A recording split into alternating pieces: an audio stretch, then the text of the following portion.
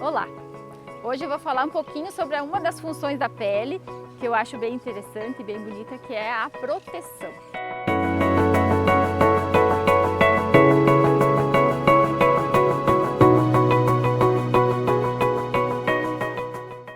Então o nosso corpo tem várias formas de se proteger. E eu achei legal de falar isso para vocês porque foi uma coisa que também eu li há pouco tempo e ao mesmo tempo, mesmo depois de tantos anos estudando medicina e coisa, eu não tinha olhado com esse olhar para o nosso corpo.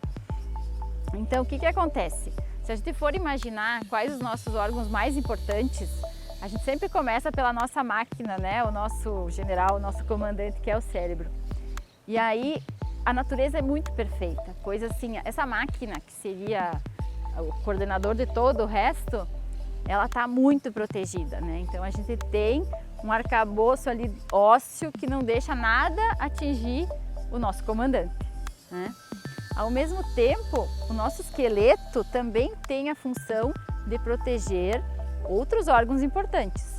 Então aqui a caixa está totalmente fechada, mas aí o que acontece? Tem o coração e tem os pulmões, que também precisam ser protegidos, pois são órgãos que também são vitais. E aí o que acontece? O nosso corpo produz as costelas, toda a parte que protege esses órgãos muito importantes, mas deixando eles se movimentarem, né? Então tem essa mobilidade que já o cérebro não tem. Mas o pulmão e o coração precisam se mexer um pouquinho, então aqui a gente tem toda a proteção, mas com uma certa mobilidade. O abdômen também vai ter uma certa proteção ainda aqui das costelas, o fígado, né? O estômago vai estar ainda protegido aqui também, um pouco menos do que os outros órgãos.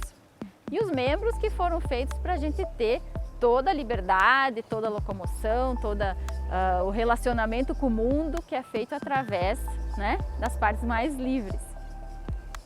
E aí, pensando assim, quem que faz a proteção de tudo isso no final das contas, na última, né? A última proteção é dada pela nossa pele. Então, sempre que a pessoa passar por um estresse, alguma coisa onde ele se sentiu ferido, machucado, desprotegido, atacado, a pele vai ter esse sentimento de ter sido ferida, machucada. Então, aí muitas doenças de pele podem se desenvolver após um estresse nesse sentido.